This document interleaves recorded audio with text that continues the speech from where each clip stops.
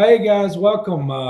Episode 2 here of the Cattle Drive Live, hosted by myself, Brett Carter, and once again, blessed with have my buddy with me, Corey Thompson. Corey, you bet. We're coming to you from Louisville tonight, Brett.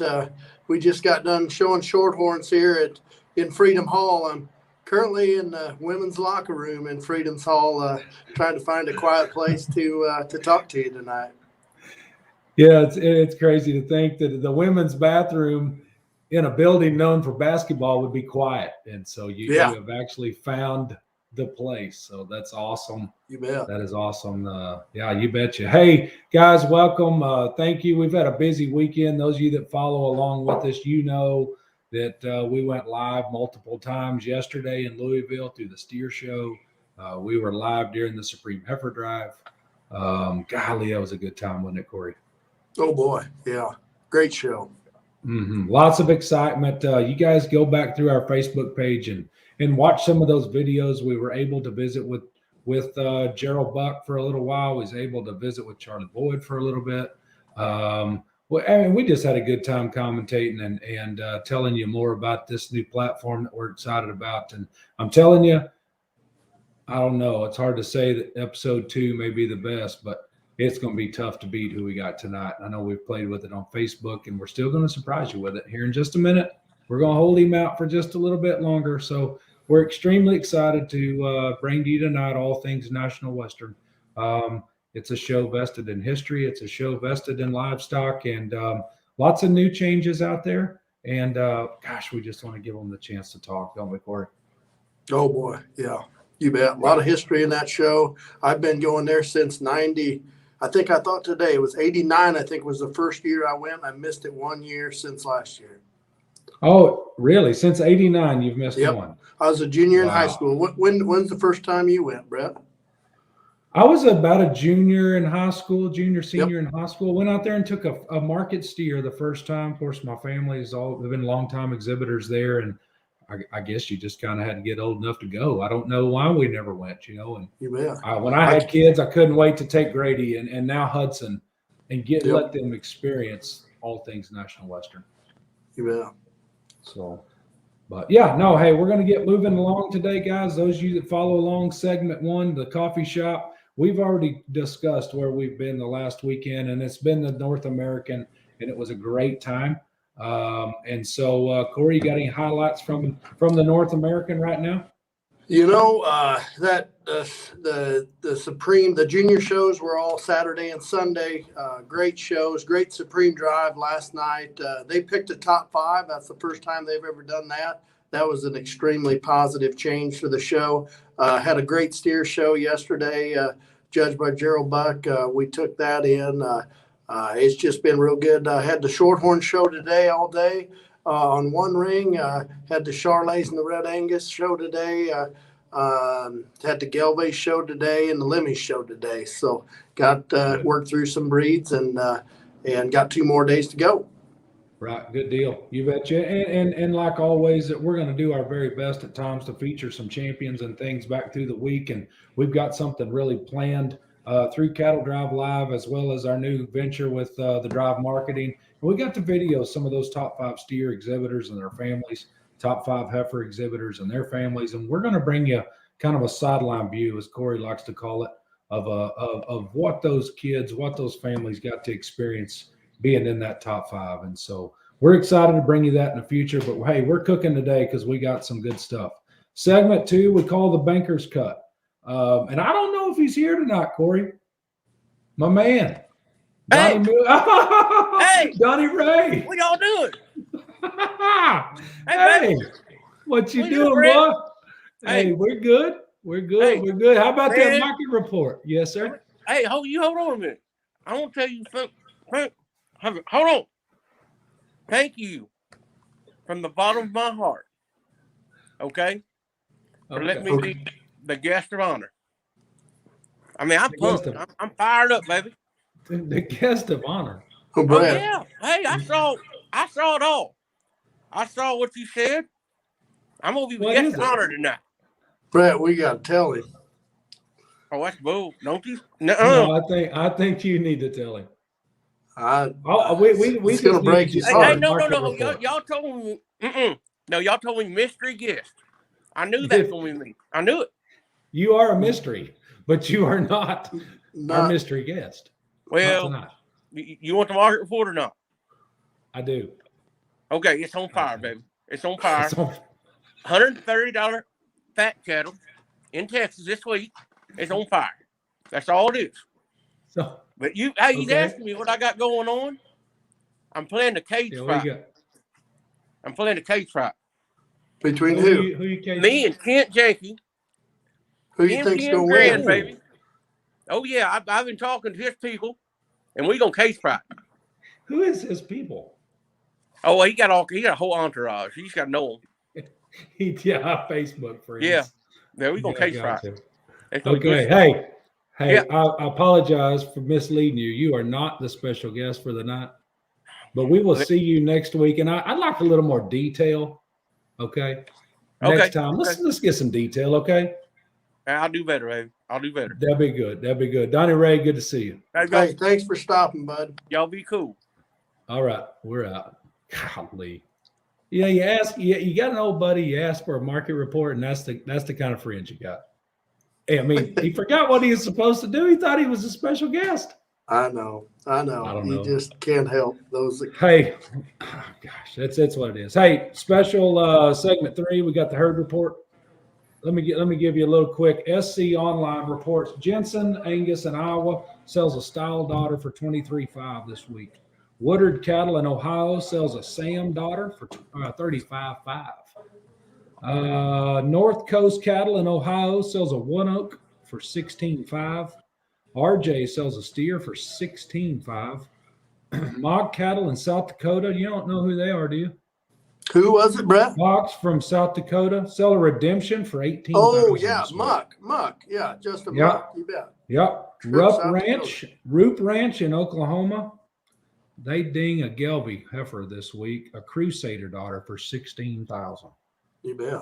All on SC Online. Hey, how did CCI. how did that brood sale go in in Dunlap, Iowa this weekend? How about it? Yep, you're right. So I get the report from Graham Blagg at Innovation Marketing and tells me that they sell 1,227 lots over 3 days. They gross $3.8 million.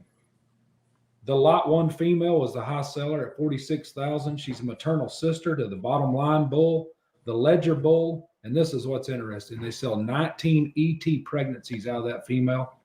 They averaged 12,000 Saturday night. Wow. Yep. Hey, Deer Valley has a recent sale, 147 bulls, average 65.34. 117 females, average $12,258. 264 combined lots, average $9,071 to gross $2.3 million. So, hey, Club Calf business is on fire. The purebred sector is on fire. And it's obvious, you got somebody selling out like those guys in Iowa did the last 3 days. You got quality when you sit there 3 days and sell them like that. Mm-hmm. A lot of them. But hey, let's keep cooking. Segment 5. This is what we all been waiting for. Tonight is all things National Western Stock Show. Special guest with us tonight. Let's see if we can patch 1, maybe 2 of them in. Hey! Hi, Clancy. Hey guys, how's it going? Good. And what is that? Hey, what's that say over there on that other side? There's a fine looking gentleman over there, young man. I think that says Pete Coors. Oh my goodness. Yes, sir. Mr. Pete, thank you so much for being in here with us this evening to discuss all things National Western. Real quick, Clancy Anderson, Livestock Coordinator. Special guest, those of you that guessed today, our special guest is Mr. Pete Coors, chairman of the Capital Campaign. Pete, floor is yours, man. Tell us what's going on. Hey, Brett and Corey, thanks so much for letting you kind of jump on with you guys tonight. And it's just a great opportunity for me to give a big shout out to all your listeners and get ready for Stock Show 2022. we're so excited to welcome everybody back to Denver. As you know, and I guess I can brag a little bit, National Western is the Super Bowl of livestock shows, and it's going to be bigger and better than ever in 2022. You know, the new yards will be like unlike anything that you've seen anywhere before. So get ready for power in the yards. No generators. We'll have power in in the yards and all the stalls. Ooh. And we'll have water in the yards. So wash rack, brand new wash racks, everything's ready to go. It's going to be spectacular. And we were talking a little earlier.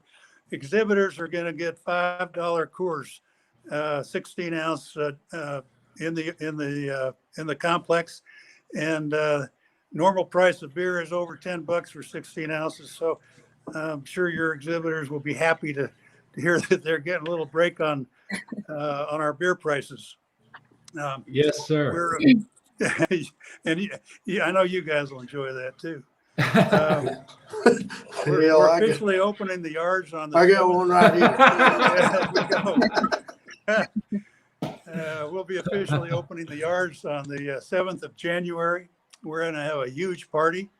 All of our exhibitors are invited.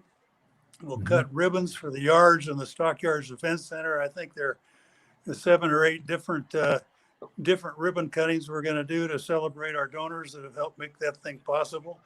And we'll start at about 4 o'clock. We're going to have barbecue, and then we'll have lots of cold beer at 5 o'clock, and then at 7 o'clock we're going to have a wonderful little country music with up and coming country artist Jenny Tallman, who's really spectacular. So you're all invited, and you're part of the National Western family. We can't wait to welcome you to our home. So I'll look forward to raising a Coors banquet with all you guys and toasting you and on January 7th and throughout the stock show, and look forward to seeing you in Denver.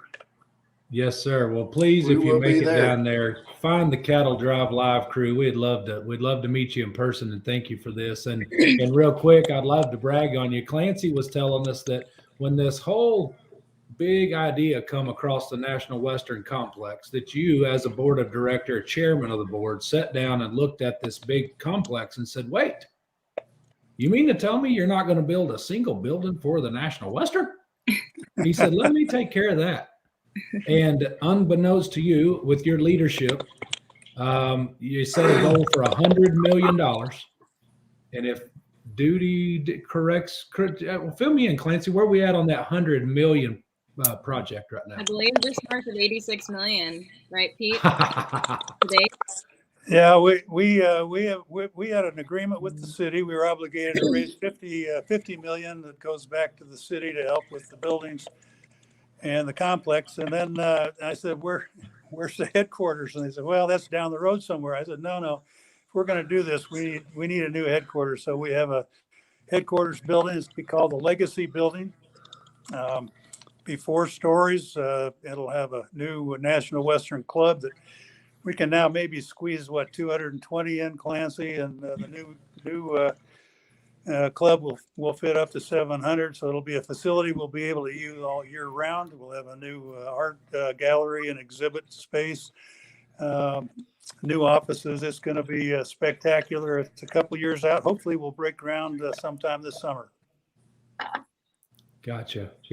Well, hey, Pete, thank you for tonight from the Cattle Drive Live crew. Thank you so much for what you've done for agriculture, not only there, but opening your doors and working as hard as you can to bring us all back in 2022. Thank you. We're just excited to have you all back, and I can't wait to meet you. Yes, sir. Appreciate your time. Thank you. Keep the mountains blue out there. Guys. All the best. I'm checking out. We'll check Yes, you later. sir. Bye. God, what a cool guy. That was awesome. He's a really cool guy. Wow. He's at our office like regularly, and he just treats you like one of your own. And he's a super awesome guy. We're very, very lucky. Awesome. Clancy, thank you. Thank you for coming on tonight. I know you've got a full slate and we kind of rushed through some normal stuff, but hey, we're just as excited as you are about the National Western, and we want to open the floor to you now. And get right down in the dirt and talk to us. Let us know what's going on. Yeah, for sure. Lots of talk, right? I know that it's probably a chatty day in the barns at Louisville, and rightfully so. I think there's always hot topics in this industry, right? And I think it's only fair to kind of call a spade and address sometimes the hard topics too. So, I mean, first of all, just on behalf of National Western, it has been a challenging year for a lot of people and a lot of organizations. And I just dang sure appreciate just the kindness and the resilience of everyone in our industry. And I just am so wholeheartedly and genuinely excited to welcome everybody to Denver. I'm super excited to show you guys some information about the new yards. It's a remarkable place. And it's truly one of those places that there's nothing else like it. And I know I'm biased, but I'm really excited to just show you guys some images and give you a little bit of update of that, and obviously some more show information. So Perfect. I think to start, I mean, I know that there's maybe been a few words. There's a mandate put out in the state of Colorado, and it's only in certain specific counties in the state of Colorado.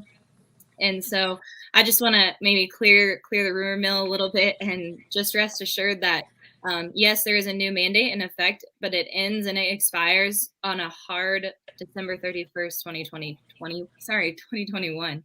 So it will end at the end of this year. It will not affect the stock show in January. As an organization and our CEO, our COVID policies were actually put out over 30 days ago.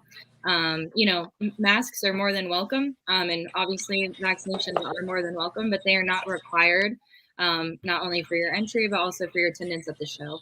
I just want to clear the air on that if you hear the word about this current mandate, that it does end on December 31st, and it will not affect the National Western. All of our stakeholders and especially a lot of folks surrounding the city and county of Denver know that the stock show and livestock exhibitors specifically bring a lot of business and revenue, and we want to almost think of this mandate as an insurance policy that the stock show can happen completely normal. So just try to be positive. I know it's really hard, but at the end of the day, guys, I think we'll have to remind ourselves that we all care about the same thing, and we're too small of a bubble of an industry to maybe go against each other and say bad things and maybe some negative things. So it doesn't cost a dime to be positive, and please just know that this is no reflection of the National Western, and we're super, super excited to have a normal show that's not going to require masks or vaccines. So I want to make that very, very clear, and I appreciate y'all providing us the platform, especially on a day like today, to help clear the air on that. So good. Yeah. I think there's also been some questions about funding and whatnot. As you just heard from Pete, he and his crew have raised $86 million to date, which is remarkable for any agricultural organization. So we're super excited about that. Moving into our new complex, Pete's group has been selling the naming rights to buildings and you name it, like staircases and fireplaces and things like that. And all that money goes into the National Western Stock Show's pockets. And we're really excited about that and those fundraising opportunities for us. There was a bond issue issued earlier this summer, and all that did was essentially continue to fund the new Hill facility. So if you heard any revelings on that, essentially they just pulled the bond money that already existed and they funneled it in a little bit sooner than it would have normally to keep the Hill progress going and on track. So we're super excited about that. Good. And actually a lot of our state and federal legislatures helped raise over $20 million just in support of the National Western over the last year. So it's pretty remarkable. There's a lot of support and financial, and we are doing financially just fine in the world of livestock shows, and we're very, very, very, very grateful for that. We've also got this 100-year agreement, speaking kind of along the same veins of the political thing. So there's a 100-year agreement between the Colorado State University, the City and County of Denver, and the National Western Stock Show. And it guarantees that the stock show has to happen for the next 100 years, meaning that, if we did have a governor or a mayor or anybody in legislative power come in and say hey, we want to end the stock show, they literally cannot do that because of this mandate or because of this 100-year agreement. So there's lots of really great assurances in that 100-year agreement. I just want everybody to know that. And whenever we have the platform and the chance to just spread the word about that, just wanted to update you guys. So You bet. Awesome. Perfect. That's good stuff. And just we visited just a little bit about, what you just hit on with the governors and the mayors and this and that. And, I think I think it's to be said that the National Western wanted us there last year. yeah, And you guys it's just the way things worked out, and you were cards that you couldn't play that you wanted to. And you know what, just visiting with you briefly about this meeting tonight, you guys are ready for us to be back. And I think as a livestock group, we're ready to. So yeah, absolutely. We're super Good. excited. And yeah.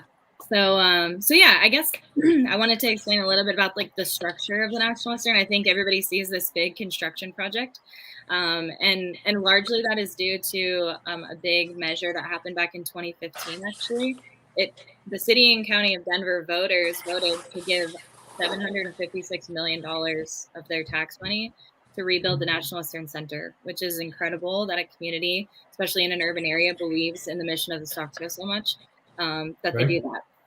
So what that does is along the lines of that 100-year agreement, you take a land grant University of Colorado State, you take National Western as a nonprofit, and then you take the city and county of Denver.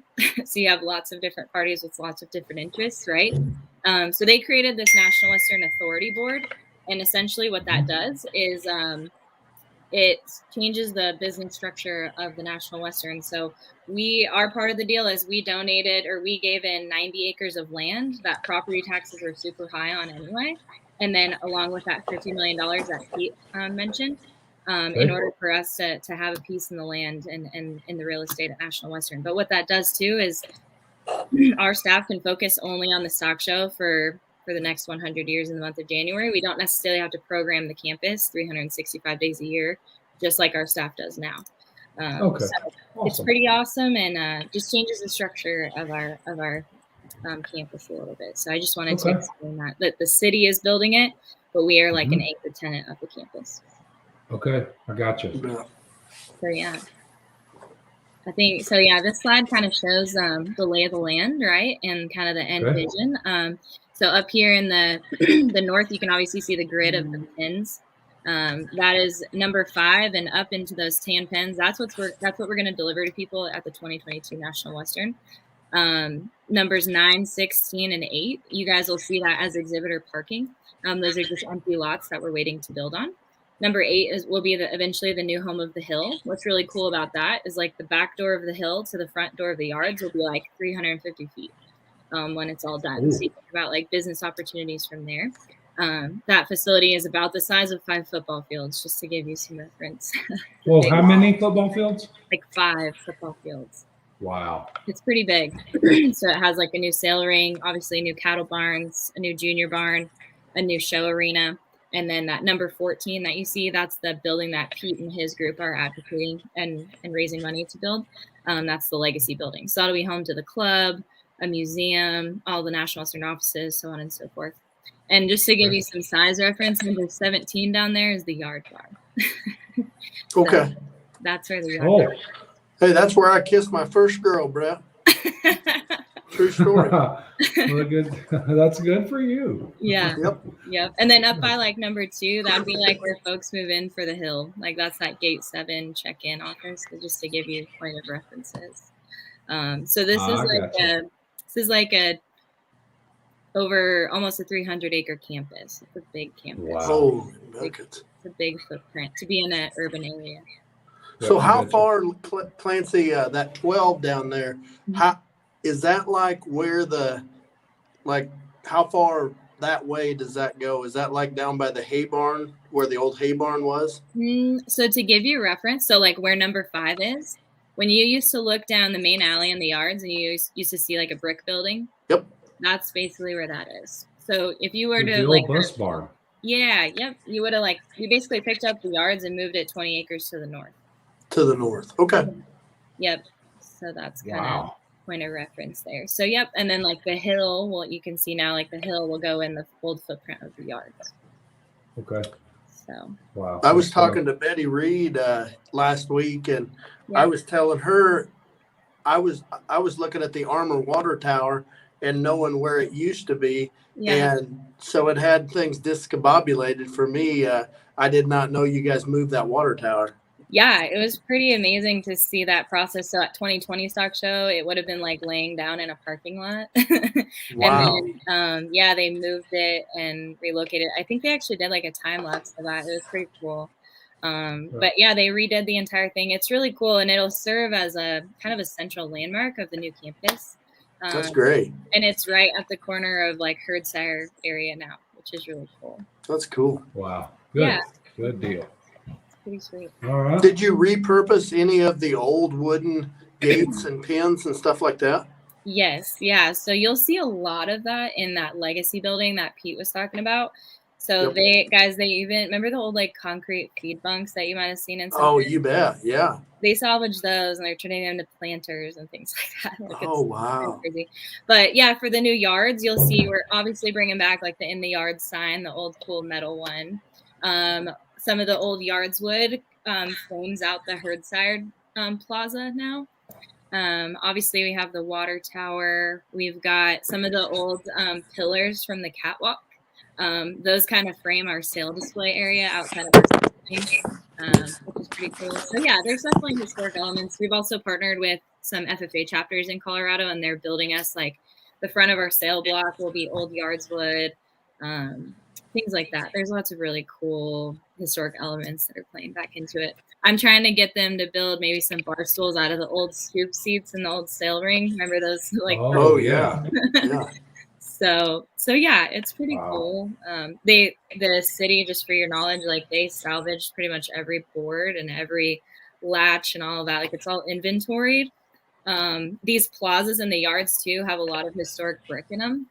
It's pretty amazing. Like I was down there last week. They probably had like 15 bricklayers laying the Herdsire area, and that's like a size of a football field in itself. So it's just crazy to see that much brick go back in. It's really cool.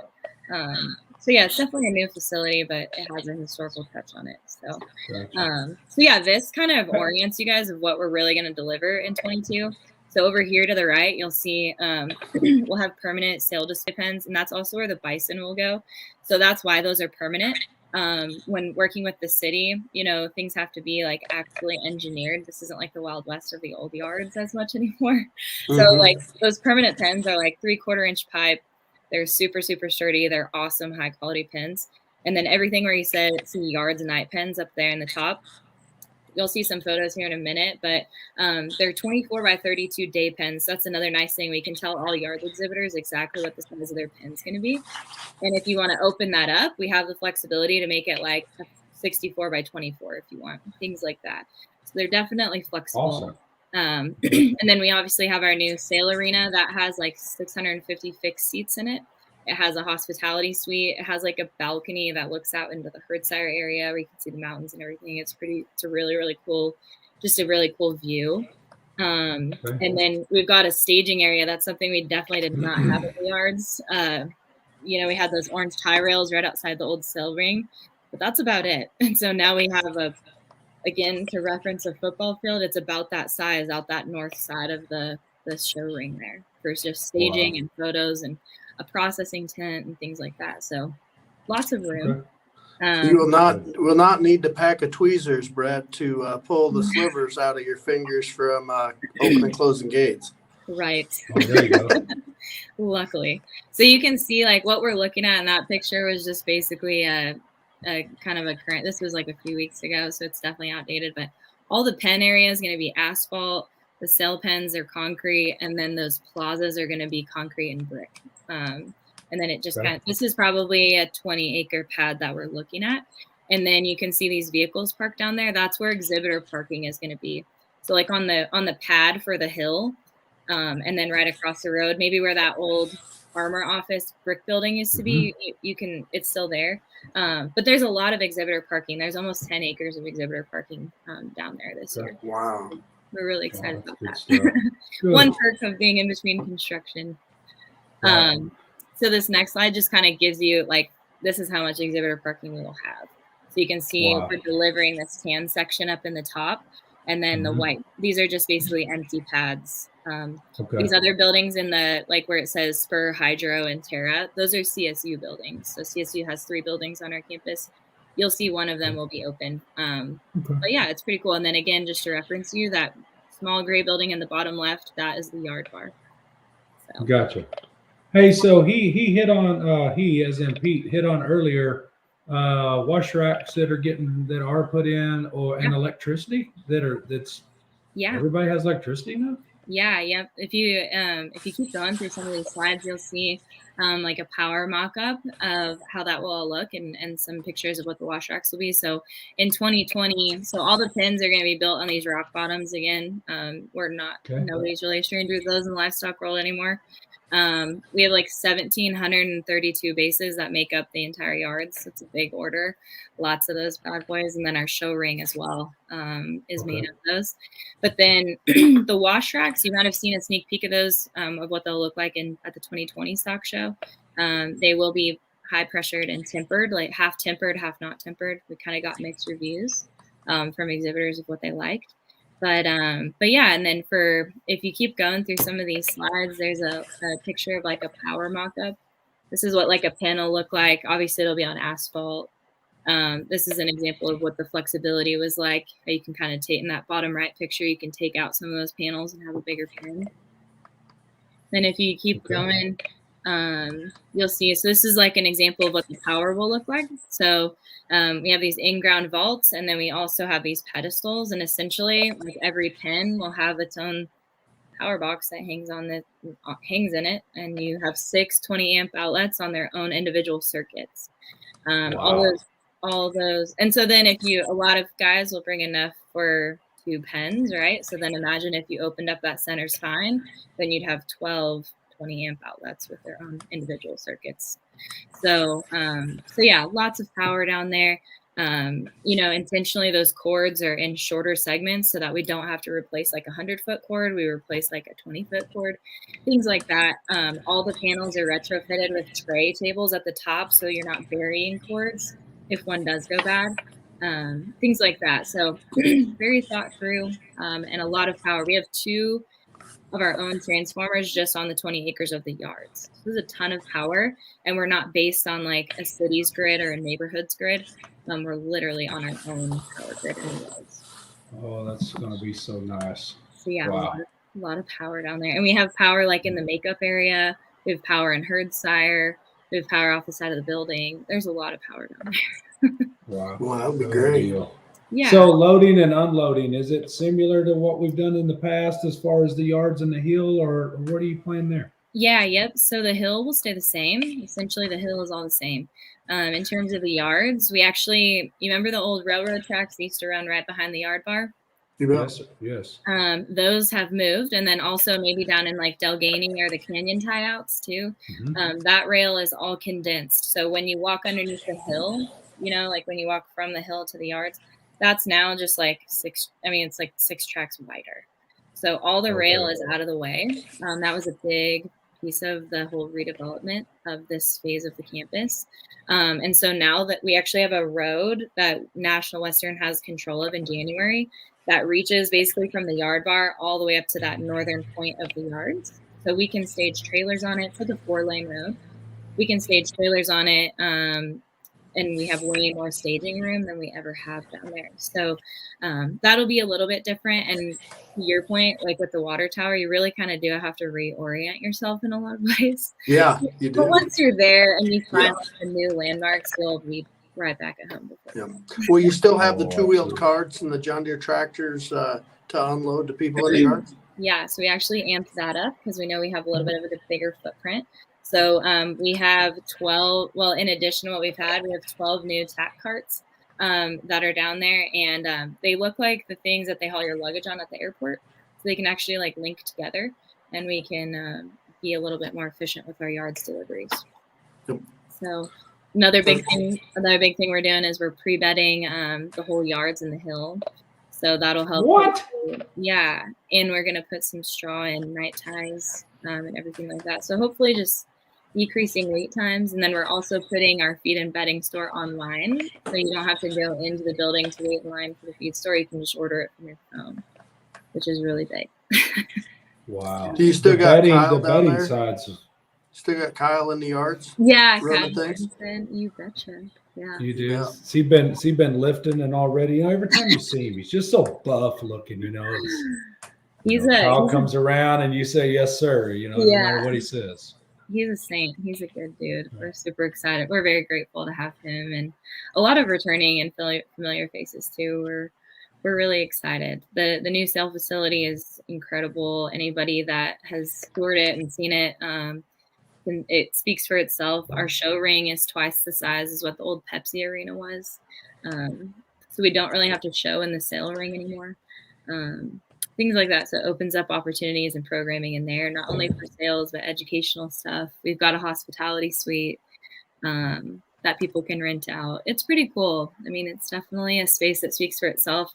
We have a bar in the sale ring now, like its own bar. So we'll be playing. Oh, wow. What does the sale ring look like? I mean, do we have any pictures at all of anything? Yeah. In that slideshow, we have I have some pictures of. I think I see Paige found one. Sale ring in the show. Yeah, maybe a sale ring deal. But yeah, go ahead, Corey. Hey, we got a question here, Clancy, and it's a really good one. What will you have for exercise pins around as far as that goes? You used to have the sand pin out there on the other side of the Pepsi arena. Yeah, yep. So we definitely have one. It's just north of our sale pins, and then it's kind of south of the day pins, and it's 100 by 100, and we can divide it. So we can definitely have multiple people go in there at the same time if we divide it up. And it's going to actually have cutting horse sand in it. So maybe in 2020, we fell a little bit short on the footing in that exercise pin. But we definitely made sure to make up for that, and it'll be really good footing in there. Oh, that's awesome. Yeah. Well, 100 by 100, it's going to have to be good footing for one of us to catch our pin bowls. Yeah. So I have to bring my cleats, Corey. Yeah. Boy, that ain't no kidding. Whoa, look at this. Yeah, so this is a view of our sale ring. You can see it's, I mean, just the sheer volume of it, it's much bigger. So if you were to walk like an invisible wall through the bottom of these seats on that bottom picture, that's where the new bar is. And then if you were to walk out there, that'd be where the herd sires are. So, wow. So it's all kind of close and in vicinity of each other. So yeah, it's pretty cool. I think there's a picture of the show ring in here. So this is, we have like these big concourses. This is at the top of the sale bowl. We have these big concourses that looks out into the campus now. Just to give you a reference, there's like a person standing there. That's how big they are. And if you go through those doors, I think there's another picture of what our hospitality suite looks like. It's a family photo. That actually is a basketball team that was visiting the National Western. Yeah. That's what that was. They were from Illinois somewhere. I'm not really sure. So this is that hospitality suite. You can see the blue seats through those doors there. And then like if we were to look out these windows to the right, it looks out onto the herd sire area. And then behind us would be a big balcony that people can walk out on, and it's covered and it looks out into display bowls in the yards. Right. Wow. I think there's some more picture. Yeah. So like if you go out those double doors to the right, that's that balcony out there. And that overlooks the herd sire display. Yeah, I think I have a picture in here. I don't know. There will be a lot of cool photos taken from that. Oh, yeah. There is. Maybe some proposals or right. Lots of cold pour strength and stuff. Hey, speaking of proposals, Brett, we had one of them down there at Louisville this weekend. We did. We Jake Nichols and Sammy Schrog. Yeah. Jake, Cupid. We just come out and call him Cupid. That was kind of a cool deal. So, hey, this is awesome. So, Clancy, I gotta give it to you. When you told us that you wanted to be on, I was ecstatic. And then you bring your A game and bring Mr. Pete Coors to the table for us, and then just put it over the top with your pictures, and I can tell you're just so excited for for the National Western in 2022, and you guys just scream welcome back. So yeah, and I hope that people know that, and we want to make it just a more customer friendly place, and hopefully just bring a more positive attitude and feeling towards the industry in general. And please know we're a really good sounding board. I know that there's lots of opinions and feedback, and that's how we can get better. So I sure appreciate all the input, and I dang sure appreciate guys like you that give us the platform and the opportunity to help get the word out. I will say if people want to see more pictures or information, they can definitely follow us on social media at NWSS Livestock. And we also have a whole resource page on our website at nationalwestern.com where you can see what's to come for the 2022 stock show. And then our entry deadline is this Saturday, November 20th. And then our late entry deadline is December 1st. Gotcha. So yeah. Yeah. Well, it's no secret that the National Western is the highlight of the year for a lot of people. It's just great to get you back on the map this year and get rolling again. Yeah. Well, I sure appreciate you guys, and I think what you're doing with this show is awesome, and I'm excited to stay tuned. Thank you so much. Hey, we've got plans in the works to come visit you with hopefully some livestock, but for sure we're going to bring the cattle drive to you. So perfect. I think Jakey might be there too. Who knows? You hook us up with some media passes, Clancy? I might know a girl. You might know a girl. Awesome. Good. Now don't give Jakey one. Yeah. Can you imagine the Facebook lives if that guy has an actual media pass? Whoa. Yeah. Gotcha. No. Hey, Clancy, thank you. We you. appreciate your time. We appreciate what you do for National Western, and hey, can't wait to see you in January. Yes. Thank you guys so much. Have a great rest of your week. You bet. Thanks, Thank you. guys. Bye. Yeah. Take care. Well, hey, Corey, how about it, man? This was fun to listen to. Fun to listen to her. You can see the excitement building out there. So good stuff. Boy, that is no kidding. That was informational. That was just really, really cool.